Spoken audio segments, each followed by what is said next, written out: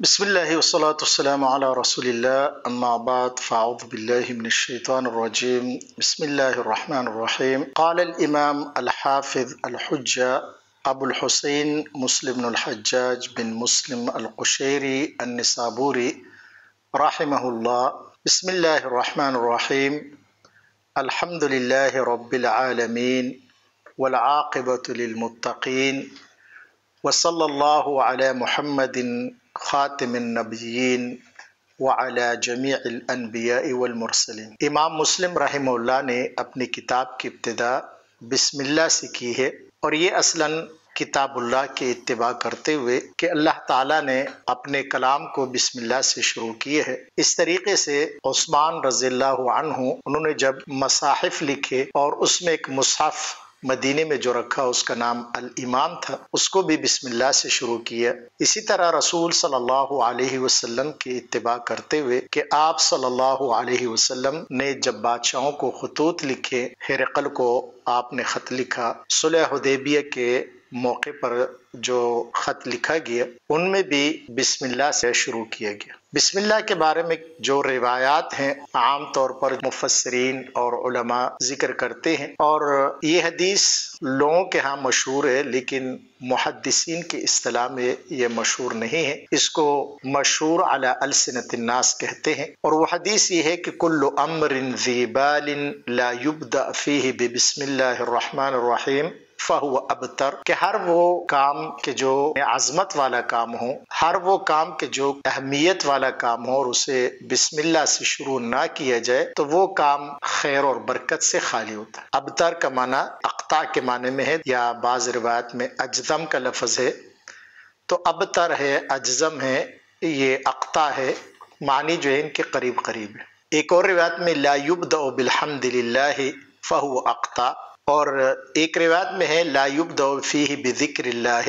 تو خلاصہ کلام یہ ہے کہ تین قسم کے یہ روایات ہیں۔ ایک روایت میں بسم اللہ کا ذکر ہے، ایک روایت میں الحمدللہ کا ذکر ہے، اور ایک روایت میں بذکر اللہ یعنی اللہ کے ذکر کا تذکرہ ہے۔ تو ذکر اللہ عام ہے، اس میں الحمد بھی داخل ہے اور بسم اللہ بھی داخل ہے، لیکن بسم اللہ اور الحمدللہ یہ دو روایات ہیں۔ حافظ ابن حجر رحمہ اللہ اور امام زیلعی رحمہ اللہ ذکر کرتے ہیں کہ یہ حدیث دو صحابہ سے مروی ہیں، ایک ابو ہریرہ رضی اللہ عنہ سے اور دوسرے صحابی کعب بن مالک رضی اللہ عنہما۔ ابو ہریرہ رضی اللہ عنہ کی روایت امام ابو داود نے سنن ابی داود میں کتاب الادب میں ذکر کی ہے۔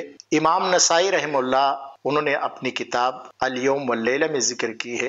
ابن ماجہ نے سنن ابن ماجہ کتاب النکاح میں اس کو ذکر کیے ہے، اور سند قرہ بن عبد الرحمن عن الزہری عن ابی سلمہ عن ابی ہریرہ رضی اللہ عنہ قال قال رسول اللہ صلی اللہ علیہ وسلم کل امر ذی بال لم یبدأ بسم اللہ فہو ابتر، یعنی ہر وہ کام کہ جو اللہ کے نام سے شروع نہ کیا جائے تو وہ منقطع ہے، یعنی وہ خیر اور برکت سے خالی ہوتا ہے۔ اسی روایت کو ابن حبان نے صحیح ابن حبان میں دو جگہ پر ذکر کیے ہیں۔ اس کے الفاظ بھی یہ ہے کہ کل امر ذی بال لا یبدأ فیہ بحمد اللہ فہو اقطع، اس میں الحمد کا ذکر ہے۔ امام احمد بن حنبل رحمہ اللہ نے بھی اس روایت کو مسند احمد میں ذکر کیے ہے۔ اسی طریقے سے مصنف ابن ابی شیبہ نے اپنے مصنف میں اس کو ذکر کیے ہے کتاب الادب میں۔ مسند بزار میں بھی یہ روایت موجود ہے۔ امام دارقطنی نے سنن دارقطنی کتاب الصلاۃ کے اوائل میں اس کو ذکر کیے ہے۔ امام بہقی رحمہ اللہ نے شعب الایمان میں اس کو ذکر کیے ہے، اور اسحاق ابن راہوے نے بھی اپنے مسند میں اس کو ذکر کیے ہے، اور اس میں الفاظ یہ ہے کہ کل امر ذی بال لا یبدأ فیہ بذکر اللہ فہو اقطع۔ تو بہرحال یہ کہ اس بارے میں جو الفاظ میں کچھ اختلاف ہے، کل امر ذی بال یہ کچھ حدیث میں یہ ہے، کچھ روایت میں کل امرین کے الفاظ ہے یعنی ہر وہ کام، کچھ روایات میں کل کلامن کے الفاظ ہیں۔ اسی طریقے سے سنن نسائی اور مسند احمد میں لم یبدأ کے الفاظ ہیں، اور بعض روایات میں لم یفتتح کے الفاظ ہے۔ مسند احمد میں پھر بحمد اللہ کا ذکر ہے، اور بعض روایت میں بذکر اللہ کا ذکر ہے، اور آخری الفاظ بعض روایت میں فہو اقطع کا ذکر ہے، اور بعض میں فہو ابتر کا ذکر ہے، اور بعض روایت میں اجزم اور بعض میں اقطع کا ذکر بھی ہے۔ تو خلاصہ کلام یہ ہے کہ یہ اقطع اسحاق ابن راہوے نے اپنے مسند میں اس کو ذکر کیے ہے کہ کل امر ذی بال لا یبدا فیہ بحمد اللہ فہو اقطع، کاف کے ساتھ ہے، انہیں اقطع اس شخص کو کہتے ہیں کہ جس کی ہاتھ کی انگلیاں کٹ چکی ہے اور خالی ہتھیلی باقی ہے، تو اس کو اقطع کہتے ہیں۔ تو خلاصہ کلام یہ ہے کہ یہ روایت کئی محدثین نے اس کو ذکر کیے ہے۔ خطیب بغدادی رحمہ اللہ انہوں نے بھی اس کی روایت کو اپنی کتاب الجامع لاخلاق الراوی و آداب السامع والواعی اس میں وہ ذکر کیے ہے۔ ابو ہریرہ رضی اللہ عنہ کی روایت کل امر ذی بال لا یبدا فیہ بسم اللہ الرحمن الرحیم فہو اقطع۔ لیکن ابو ہریرہ رضی اللہ عنہ کی یہ روایت، اس میں دو علتیں ہیں۔ ایک تو یہ ہے کہ یہ روایت مرسل بھی مروی ہے اور موصولاً بھی مروی ہے۔ امام ابو داود رحمہ اللہ، امام نسائی، یہ ابو سلمہ سے یہ روایت ذکر کرتے ہیں عن النبی صلی اللہ علیہ وسلم کہ اس میں ابو ہریرہ رضی اللہ عنہ کا ذکر نہیں ہے۔ یعنی مقصد یہ کہ یہ روایت تابعی رسول صلی اللہ علیہ وسلم سے روایت کرتے ہیں اور اس کو مرسل کہتے ہیں۔ امام نسائی رحمہ اللہ کہتے ہیں کہ والمرسل اولا بالصواب، یعنی وہ مرفوع روایت کی جگہ پر مرسل روایت کو ترجیح دیتے ہیں۔ اس حدیث میں جو ایک اور علت ہے وہ یہ ہے کہ قرہ بن عبد الرحمن یہ راوی اس کی سند میں ہے اور اس کے بارے میں محدثین نے کلام کیے ہیں۔ اگرچہ امام حاکم رحمہ اللہ کہتے ہیں کہ امام مسلم رحمہ اللہ نے اس قرہ بن عبد الرحمن کی روایت سے استدلال کیے ہیں اور دو جگہ پر اپنی اس کتاب میں انہوں نے ان کی روایت کو ذکر کی۔ دوسری حدیث جو ہے وہ کعب بن مالک سے مروی ہے۔ اس بارے میں امام طبرانی رحمہ اللہ اس حدیث کو ذکر کرتے ہیں، حدثنا احمد بن المعلى الدمشقی قال حدثنا عبد الله بن يزيد الدمشقي قال حدثنا صدقة بن عبد الله عن محمد بن الوليد الزبيدي عن الزهري عن عبد الله بن كعب بن مالك عن أبيه عن النبي صلى الله عليه وسلم كل أمر ذي بال لا يبدأ فيه بالحمد لله فهو أقطع۔ تو طبرانی میں یہ روایت ہے، لیکن اس سند میں بھی عبداللہ بن یزید الدمشقی ان کے بارے میں علماء نے کلام کیے ہیں، اور دوسرے راوی ہیں صدقہ بن عبداللہ، یہ بھی محدثین کے نزدیک ضعیف ہے۔ تو خلاصہ کلام یہ ہے کہ یہ دو صحابہ سے جو ہے یہ روایت مروی ہے، ابو ہریرہ رضی اللہ عنہ سے، اور دوسرے صحابی ہیں کعب بن مالک رضی اللہ عنہم۔ تو ان دونوں میں کلام ہے اور دونوں میں علت ہیں۔ شیخ البانی رحمہ اللہ اس حدیث کے بارے میں کہتے ہیں کہ حدیث کل امر ذی بال لا یبدا بسم اللہ الرحمن الرحیم فہو ابتر، وہ کہتے ہیں کہ رواہ الخطیب و عبد القادر، اور اس کے بارے میں پھر حکم لگاتے ہیں ضعیف جدا، کہ یہ روایت بہت ضعیف ہے۔ اور پھر آگے وہ ذکر کرتے ہیں رواہ السبکی فی طبقات الشافعیہ الكبرى من طریق الحافظ الرہاوی بسندہ عن احمد بن محمد بن عمران قال حدثنا محمد بن صالح البصری بها قال حدثنا عبید بن عبد الواحد بن شریک۔ تو خلاصہ کلام یہ ہے کہ یہ روایت جو جتنی بھی سندوں سے مروی ہے وہ تمام سندوں سے یہ روایت ضعیف ہے۔ ابن الجوزی نے اس روایت کو اپنی کتاب الموضوعات میں ذکر کی ہے۔ تو اس لحاظ سے یہ حدیث بسم اللہ الرحمن الرحیم کے بارے میں یہ دو صحابہ سے مروی ہیں، دونوں کے بارے میں کلام ہے، لیکن بسم اللہ سے اپنی کتاب کو شروع کرنا یہ تمام محدثین کا، مفسرین کا یہ طریقہ ہے، اور یہ صرف ان احادیث کی بنیاد پر نہیں ہے، بلکہ جیسے شروع میں نے کہا کہ اللہ کی کتاب کی اتباع کرتے ہوئے اور رسول صلی اللہ علیہ وسلم کے اتباع کرتے ہوئے، کہ رسول صلی اللہ علیہ وسلم نے خطوط جب لکھتے تھے تو آپ بسم اللہ سے شروع کرتے تھے۔ پھر بسم اللہ کے بارے میں یہ ہے کہ با حرف الجر ہے، اور اسم بعض علماء کے نزدیک زائد ہے کہ باللہ ہوتا تو یہ پھر قسم کے ساتھ اس کی مشابہت ہوتی، تو اس لحاظ سے اصل میں ابتدا اللہ کے نام سے شروع کرنا ہے، تو اس لیے کہتے ہیں کہ یہ اسم زائد ہے۔ اور بعض علماء کے نزدیک جس طرح اللہ کی ذات بابرکت ہے، اسی طریقے سے اللہ تعالیٰ کے اسماء اور صفات وہ بھی برکت والے ہیں۔ تو اس لحاظ سے حافظ ابن کثیر رحمہ اللہ وہ بھی یہ کہتے ہیں کہ نحوی حضرات با کے متعلق جو افعال نکالتے ہیں کہ یا تو وہ اسم ہے یا فعل ہیں، تو بہرحال یہ نحوی وہ بحث ہے۔ بسم اللہ کے بارے میں ہم کچھ بحث کرتے ہیں۔ بسم اللہ لفظ اللہ ہے۔ لفظ اللہ کے بارے میں یہ ہے کہ یہ مشتق ہے یا کہ یہ غیر مشتق ہے، یا انہیں اس میں جامد ہے یا کہ مشتق ہے۔ تو قاضی بیضاوی رحمہ اللہ اپنی تفسیر بیضاوی میں 4 اقوال ذکر کرتے ہیں کہ ایک تو یہ ہے کہ یہ لفظ جامد ہے، یعنی یہ نہ کسی سے بنا ہے اور نہ اس سے کچھ بنا ہے۔ دوسرا قول انہوں نے ذکر کیا ہے کہ یہ مشتق ہے، اور پھر اشتقاق میں انہوں نے 7 اقوال ذکر کی ہے کہ کس لفظ سے یہ مشتق ہے۔ تیسرا قول انہوں نے یہ ذکر کیا ہے کہ یہ صفت کا صیغہ ہے، اور چوتھا قول انہوں نے ذکر کیا ہے کہ یہ سریانی زبان کا لفظ ہے۔ تو جامد کے بارے میں یہ ہے کہ امام شافعی، امام خطابی اور امام الحرمین امام غزالی رحمہم اللہ کہتے ہیں کہ یہ اسم جامد ہے، اور اس کی تفصیل وہ یہ ذکر کرتے ہیں کہ اللہ تعالیٰ کے اسماء و صفات میں سے ایک ایسا اسم بھی ہونا چاہیے کہ جو جامد ہو اور دوسرے صفات اس کی طرف رجوع کرتے ہوں، تو اس لحاظ سے یہ اسم جامد ہے۔ جمہور علماء کے نزدیک لفظ اللہ وہ مشتق ہے، اور قاضی بیضاوی نے اس کے بارے میں 7 اقوال ذکر کیے ہیں۔ ان میں سے جو زیادہ مشہور قول ہے کہ یہ الہ یالہ یعنی فتح یفتح کا باب ہے، اور الہ یالہ بمعنی عبادت کے ہے۔ تو اس لحاظ سے یہ ابن عباس رضی اللہ عنہ ان سے بھی ایک روایت ہے کہ انہوں نے اس آیت کو پڑھا ہے وَيَذَرَكَ وَإِلَٰهَتَكَ، آلہتک کی جگہ پر وہ انہوں نے پڑھا ہے وَإِلَٰهَتَكَ، تو الہتک کا معنی یعنی عبادتک۔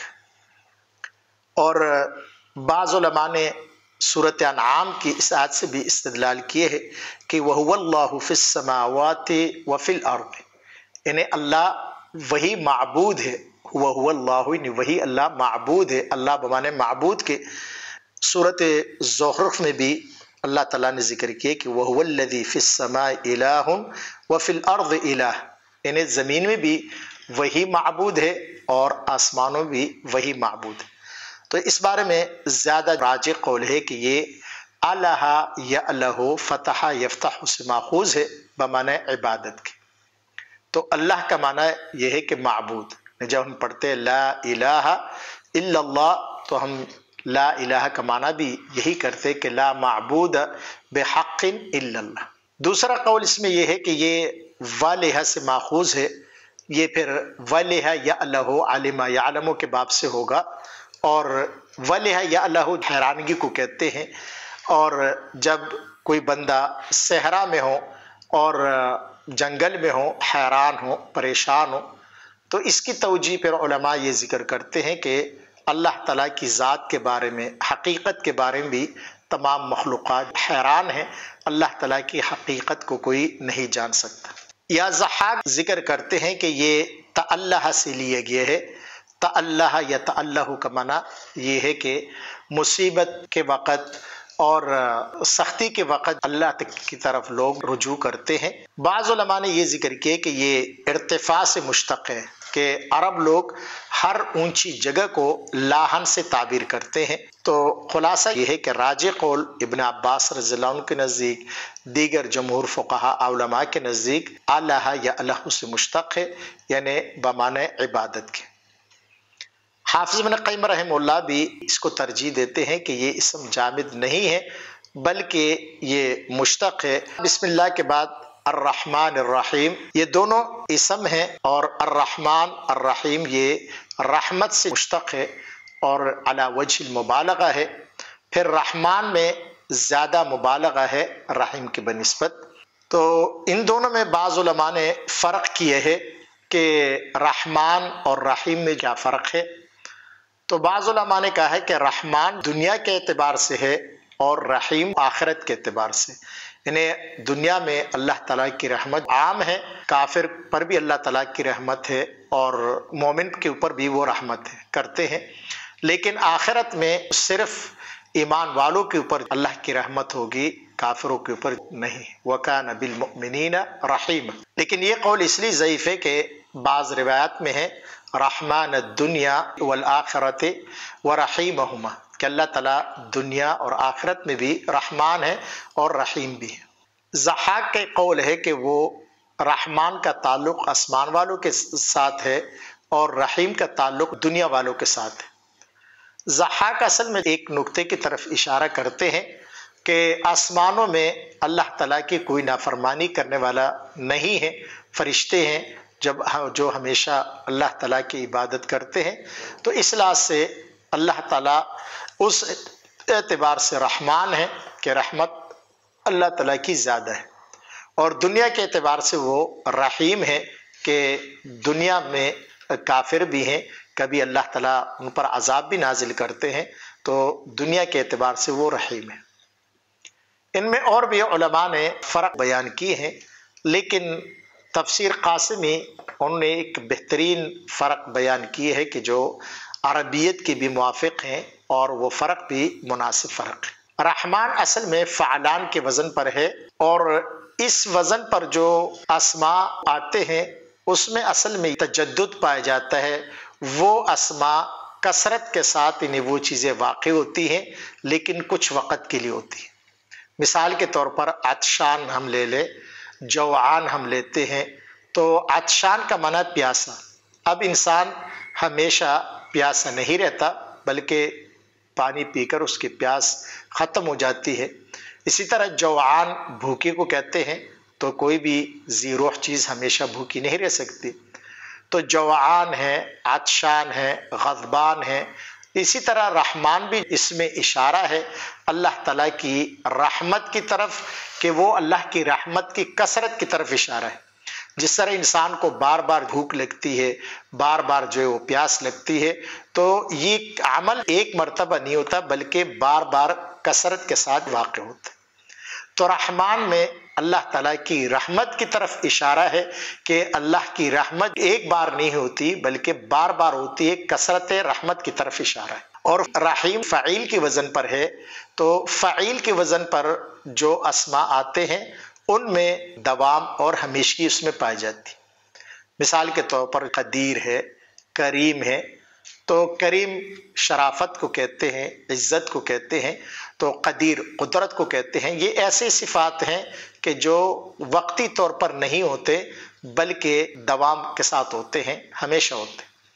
تو خلاصہ یہ ہوا کہ رحمان سے مراد اشارہ ہے کثرت رحمت کی طرف، اور اللہ کی رحمت بار بار ہوتی ہے، اور رحیم میں اشارہ ہے کہ وہ رحمت کچھ وقت کے لیے نہیں ہے بلکہ ہمیشہ کے لیے اللہ تعالیٰ کی رحمت ہے۔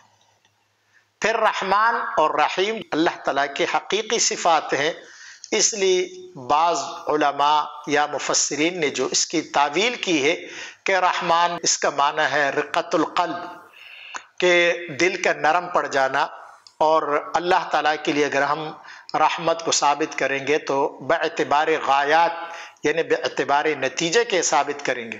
یہ قاضی بیضاوی نے اس پر تفصیلی بحث کی ہے، اور انہوں نے اسی کو ثابت کی ہے کہ رحمان کا معنی ہے یعنی رقت القلب، دل کا نرم پڑ جانا۔ اس طرح غضبان ہے ثوران النفس، یعنی خون کا جوش مارنا غصے کی حالت میں۔ پھر وہ اسی تعریف کو آگے اللہ تعالیٰ کی ذات کے لیے ثابت کرتے ہیں، اور وہ کہتے ہیں کہ یہ تو انسان حوادثات کی وجہ سے کبھی اس کا دل نرم پڑ جاتا ہے، کبھی کسی پر غصہ آتا ہے تو دل سخت ہو جاتا ہے۔ یہ حوادثات، ان تعریف کی بنا پر ہم یہ صفت اللہ کے لیے ثابت نہیں کر سکتے۔ تو جب اللہ کے لیے ثابت کریں گے تو اب اللہ تعالیٰ کے لیے صفت رحمت جب ثابت کریں گے تو اس کا معنی کیا ہوگا کہ ہم اس کو باعتبار نتیجے کے لیں گے. باعتبار غایہ کا معنی ہے باعتبار نتیجہ. نتیجہ کیا ہے کہ جب آپ کو کسی کے اوپر رحم آتا ہے تو آپ اس کو کوئی چیز عطا کرتے ہیں، کوئی چیز دے دیتے ہیں. تو اللہ تعالیٰ کی رحمت کا معنی کیا ہے کہ اللہ تعالیٰ کا ان پر انعام کرنا. اسی طریقے سے جب آپ کو کسی پر غصہ آتا ہے تو آپ اس سے انتقام لیتے ہیں. تو معنی کہ اللہ تعالیٰ کے غضب کا معنی وہ کیا ہے کہ اس پر جو ہے عذاب نازل کرنا، یہ اللہ تعالیٰ کی غضب کا معنی ہے. تو یہ تعریف اس لیے صحیح نہیں ہے کہ رقت القلب کی تعریف ہم کرتے ہیں یا غضب کا معنی ہم کرتے ہیں ثورار النفس، جوش خون کا جوش مارنا. یہ تو انسان کی تعریف ہے اور ہم اپنے آپ کو دیکھتے ہیں کہ جب ہمیں کسی پر رحم آتا ہے، کسی پر غصہ آتا ہے تو ہم یہ کام کرتے ہیں. تو یہ تعریف انسانوں کے لیے تو ہے لیکن اللہ تعالیٰ کے لیے یہ تعریف نہیں ہے. دوسری بات یہ کہ اس میں تو صفت غضب الگ ہے اور وہ جو نتیجہ ہے وہ تو اس غضب کے آثار ہیں، ان کو جو ہے صفت نہیں کہا جاتا. اس لحاظ سے جو ہے رحمت الگ صفت ہے اور اس رحمت کے آثار جو ہے وہ الگ چیز ہیں. تو اس لیے اللہ تعالیٰ خالق ہے اور اس خالق کے جو آثار ہمیں دنیا میں نظر آتے ہیں وہ اللہ کی مخلوقات ہے. تو یہ اللہ کی جو مخلوقات ہے یہ اللہ کی صفت نہیں ہے بلکہ خالق جو ہے وہ اللہ تعالیٰ کی صفت ہے. تو اس لحاظ سے یہ ہے کہ یہ تعریف جو ہم کرتے ہیں یہ خود اپنے آپ کو دیکھ کر یہ تعریف کرتے ہیں اور پھر اس تعریف کو ہم اللہ کی ذات کے ساتھ اس کو ملاتے ہیں تو پھر یہ غلطی کا شکار ہوتے ہیں. تو اس لحاظ سے اللہ کی صفت رحمت اللہ کے لیے حقیقی صفت ہے. اللہ تعالیٰ نے 100 حصوں میں سے ایک حصہ تمام کائنات میں تقسیم کیے ہے اور پھر یہ کہ ہم اس ذات کے لیے صفت رحمت کو مجازی ثابت کرتے ہیں اور اسی طریقے سے انسان کے لیے پھر حقیقی ثابت کرتے ہیں، یہ ایک ظلم ہے. اور جو علماء یہ تعریف کرتے ہیں وہ اصل میں غلطی کا شکار ہوئے. اور یہ تعویلات جو اصل میں اللہ تعالیٰ کے اسماء اور صفات میں وہ کرتے ہیں وہ کیوں کرتے ہیں کہ یہ معتزلہ یا وہ فرقے جو اللہ تعالیٰ کی صفات کا انکار انہیں کیے ہے تو پھر ایسی تعویلات کرتے ہیں. اور اصل اس میں علماء نے جو قاعدہ ذکر کیے ہے کہ مجازی معنی ہم تب لے سکتے ہیں کہ جہاں پر ہمیں اس چیز کی حقیقت کا علم ہو، اور جہاں پر ہمیں کسی چیز کی حقیقت کا علم نہیں ہے تو وہاں پر مجازی معنی ہم نہیں لے سکتے. مثال کے طور پر اگر آپ مسجد میں جاتے ہیں اور خطیب خطبہ دیتے ہیں، بلند آواز سے وہ خطبہ دے رہا ہے تو آپ جملہ بناتے ہیں کہ دخلت المسجد فرأیت الاسد یخطب علی المنبر، کہ میں مسجد میں داخل ہوا، میں نے شیر کو دیکھا کہ وہ منبر پر کھڑے ہو کر خطبہ دے رہا تھا.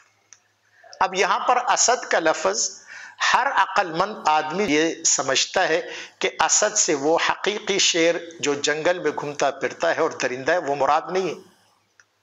اور وہ تب یہ سمجھے گا کہ جب اس کو اسد اور شیر اس کی جو ہے حقیقت معلوم ہو کہ شیر کس کو کہتے ہیں. شیر ایک درندہ ہے جو جنگل میں گھومتا ہے، جنگل کا بادشاہ ہے، وہ اس کو معلوم ہوگا تو تب یہاں پر کہے گے کہ اس اسد سے مراد مجازی معنی مراد ہے، حقیقی معنی مراد نہیں ہے.